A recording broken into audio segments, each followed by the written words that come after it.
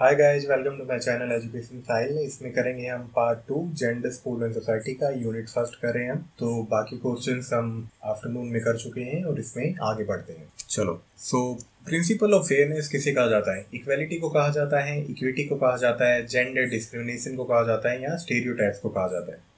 तो principle of fairness कहा जाता है इक्विटी को। ठीक है, ऑप्शन बी सही है इसमें।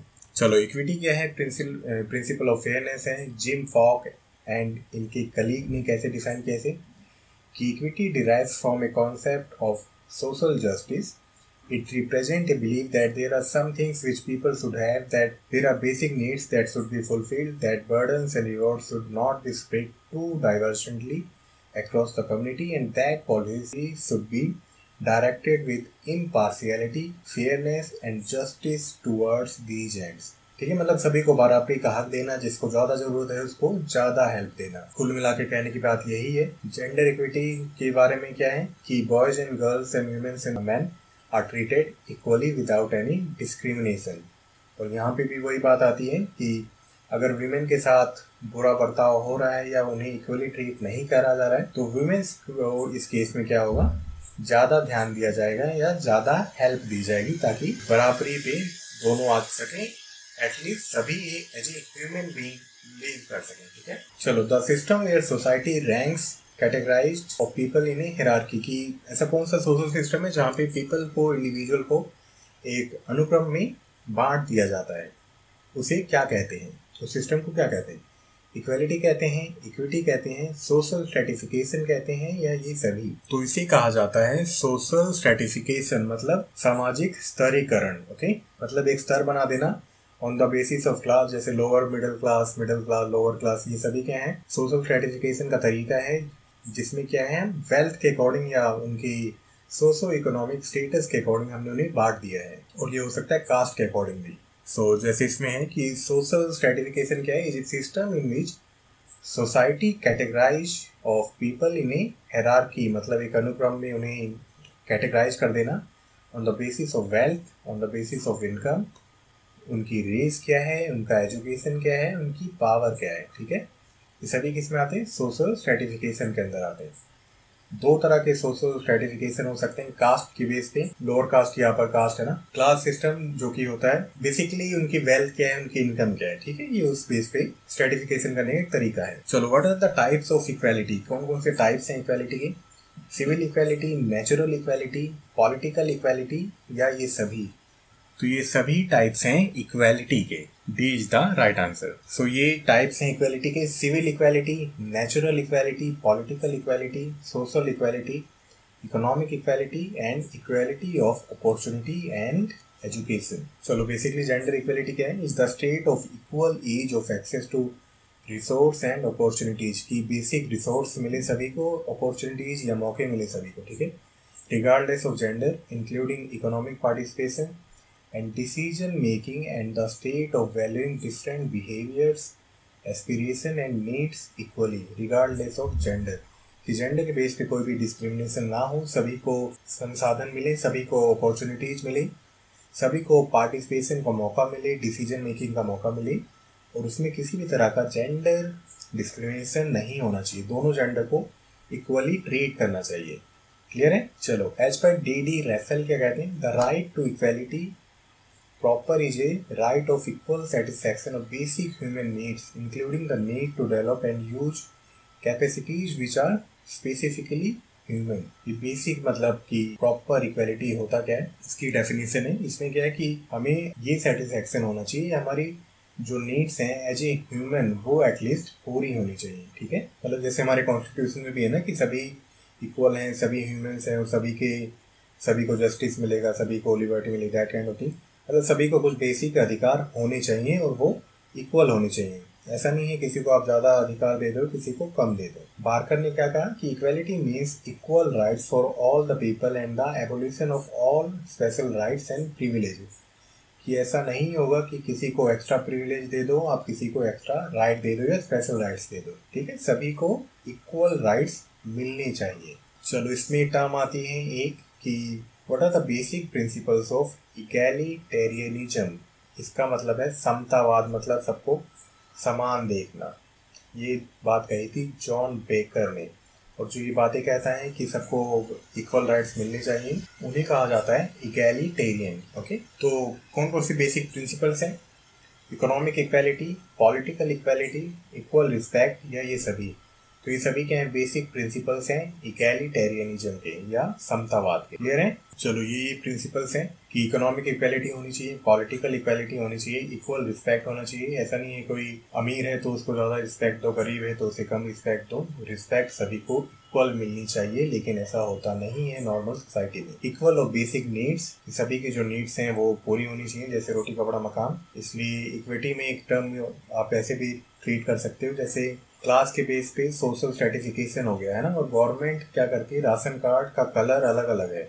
इट्स मीन कि जिसको ज़्यादा ज़रूरत है उनको सस्ता राशन मिले, और जिनको कम ज़रूरत है, मतलब जो अफोर्ड कर सकते हैं, उन्हें कम राशन मिले, है ना। तो आप इक्विटी को ऐसे समझ सकते हो कि जिसको ज़्यादा ज़रूरत है उसको ज़्यादा हेल्प दी जाए। चलो, देन है इसका फिफ्थ प्रिंसिपल की sexual, racial, ethnic and religious equality. ठीक है, इस बेस पे सभी को अपना अपना इक्वल राइट्स होने चाहिए, जो कि हमारे कॉन्स्टिट्यूशन में ऑलरेडी है। चलो, देन आता है यूनेस्को का जेंडर इक्वलिटी से रिलेटेड टर्म है ये, सीडॉ करके। इसकी फुल फॉर्म क्या है? फर्स्ट है कि convention on the elimination of all forms of discrimination against women. Second है कि convention on the elective for all the forms of discrimination against women. C है convention on the elimination of all forms of differentiation against women, या इसमें से कोई नहीं। तो SIDO की फुल फॉर्म है ए वाली। ठीक है, जो ये है ये करेक्ट है। Convention on the elimination of all the forms of discrimination against women. ठीक है, चलो, इक्विटी के प्रिंसिपल्स क्या हैं? कौन कौन से सिद्धांत हैं इक्विटी के? Equal of life chances, B है equal concern for people needs, C है मेरिटोक्रेसी, मतलब प्रतिभा के बेस पे सिलेक्शन करना, या ये सभी?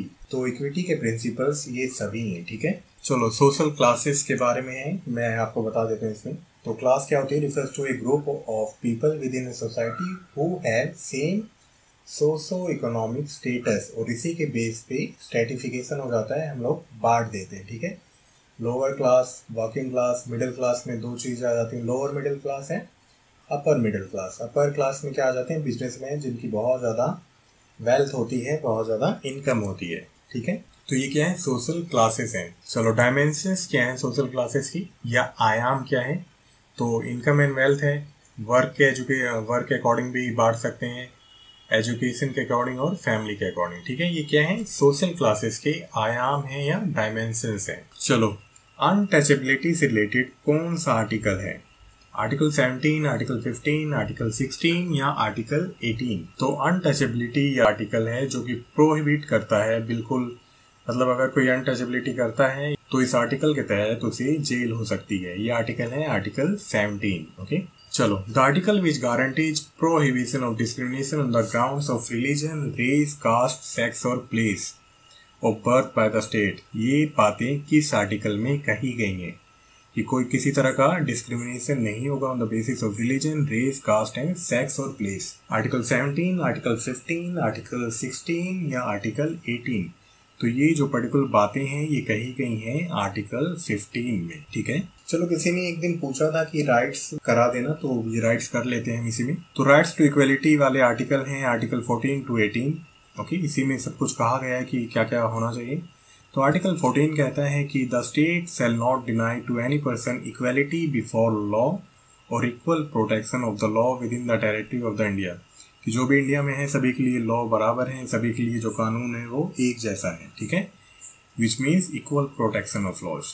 क्लियर है? आर्टिकल 15 का कहता है कि this article guarantees prohibition of discrimination on the grounds of religion, race, caste, sex और प्लेस, कि इसके आधार पे किसी भी तरह का डिस्क्रिमिनेशन या भेदभाव नहीं होगा। चलो, देन इसमें एक और बात आ जाती है आर्टिकल 15। तो इसमें क्या कहा गया है कि ये गवर्नमेंट को छूट देता है कि अगर बैकवर्ड क्लास, उसमें शेड्यूल क्लास या शेड्यूल ट्राइब की बात होती है, अगर उनके उत्थान के लिए बात होती है, उन्हें बराबरी का हक देने की बात होती है, तो उन्हें एजुकेशनल इंस्टीट्यूट में रिजर्वेशन दिया जा सकता है। ठीक है, क्योंकि इसमें एजुकेशन में इक्वलिटी की बात थी ना, तो इसको थोड़ा चेंज करने के लिए आर्टिकल 15(4) में ये बातें कही गई कि अगर ज़रूरत है किसी के उत्थान के लिए तो गवर्नमेंट को ऐसे स्पेशल प्रोविजंस का हक है जिससे जो बैकवर्ड कास्ट हैं, शेड्यूल कास्ट हैं और जो शेड्यूल ट्राइब हैं उनके उत्थान के लिए रिजर्वेशन दिया जा सकता है। चलो आर्टिकल 16(1) में क्या है कि it guarantees equality of opportunities for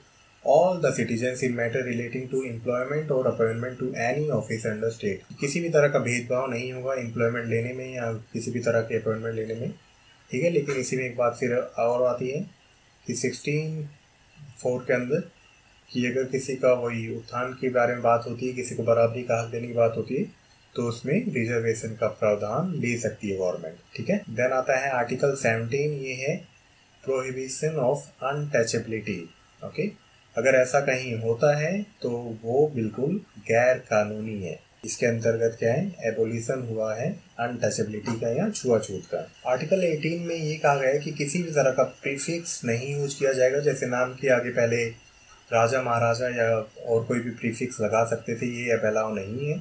ये सिर्फ मिलिट्री पर्सन्स के लिए और जो एकेडमिक्स में हैं वही यूज कर सकते हैं, जैसे major, colonel, brigadier kind of thing, या जो डॉक्टर होते हैं वो यूज कर सकते हैं, एडवोकेट्स यूज कर सकते हैं, प्रोफेसर यूज कर सकते हैं। बाकी किसी को भी अधिकार नहीं है नाम के आगे प्रीफिक्स लगाने का इनके अलावा। क्लियर है? चलो, the cultural traits are said by category of people such as language, religion और national origin is termed as. ये डेफिनेशन किसकी है? एथनिसिटी की, रेस की, इक्विटी की, या नन ऑफ द अबव। तो पर्टिकुलर जो डेफिनेशन है ये है एथनिसिटी की। ओके, चलो पढ़ते हैं इसके बारे में। एथनिसिटी क्या होती है? जातीयता। ये क्या है? कल्चरल ट्रेट है जो कि शेयर की जाती है कैटेगरी ऑफ पीपल्स।